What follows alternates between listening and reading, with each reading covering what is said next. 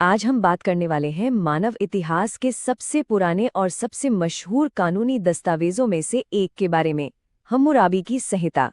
शुरुआत एक ऐसे कानून से करते हैं जिसे सुनकर शायद होश उड़ जाएं। ये नियम साफ साफ बताता है कि इस कोड में दांव पर क्या लगा था। ये सिर्फ कुछ नियमों की किताब नहीं थी, नहीं, ये जिंदगी और मौत का सवाल था। तो सवाल ये उठता है कि आखिर ऐसा कानून बनाया ही क्यों गया? क्या सोच रही होगी इसके पीछे? ये उस समाज के बारे में, उनके न्याय के बारे में क्या बताता है? चलिए इसी को जरा और गहराई से समझते हैं।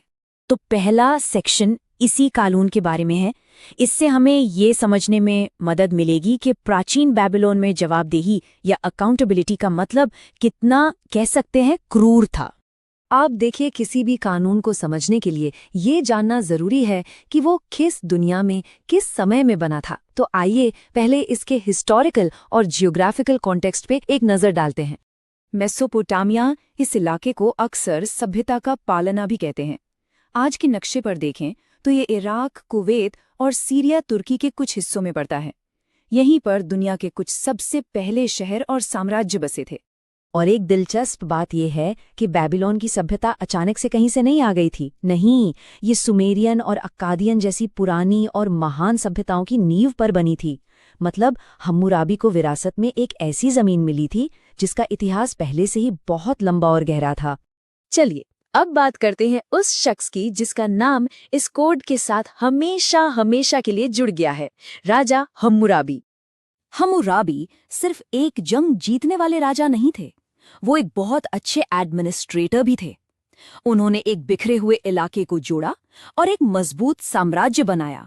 लेकिन उनकी सबसे बड़ी पहचान उनकी जीती हुई जंगें नहीं, बल्कि उनका बनाया हुआ ये कानून है।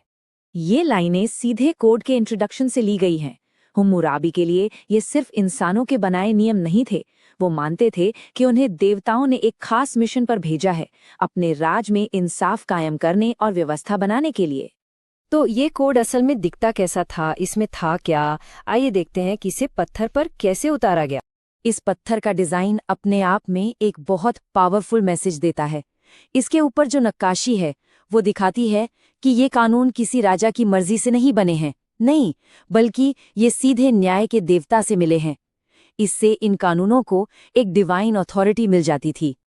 और इस एक पत्थर के खंबे पर पूरे 282 कानून लिखे हुए थे।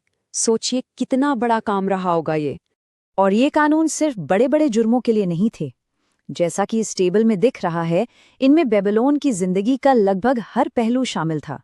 व्यापार से लेकर परिवार तक, मजदूरों के नियम से लेकर जमीन जायदाद के हक तक, सब कुछ। मतलब समाज को पूरी तरह से व्यवस्थित करने की एक जबरदस्त कोशिश थी ये। अब आते हैं इस कोड के सबसे मशहूर सिद्धांत पर। लेकिन हम देखेंगे कि ये उतना सीधा साधा नहीं था जितना सुनने में लगता है। ये सिद्धांत है लेक्स टैलियोनिस का, यानी बदले का कानून। ये सोच की सजा किए गए जुल्म के बराबर होनी चाहिए, यही हम्मुराबी के कोड का एकदम सेंटर पॉइंट था। लेकिन यहाँ एक बहुत बड़ा लेकिन है। ये आंख के बदले आंख वाला नियम सिर्फ बराबर सामाजिक दर्जे के लोगों पर लागू होता था।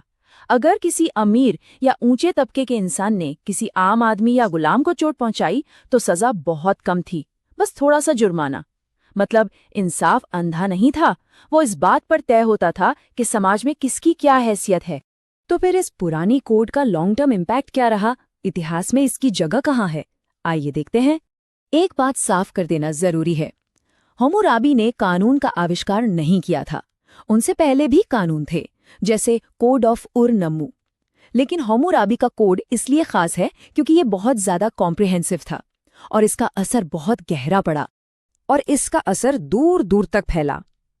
जैसा कि मशहूर लीगल हिस्टोरियन मैटलिन ने कहा था, बेबीलोन के कानूनी विचारों ने बाद की सभ्यताओं को भी प्रभावित किया, जिनमें रोमन भी शामिल थे।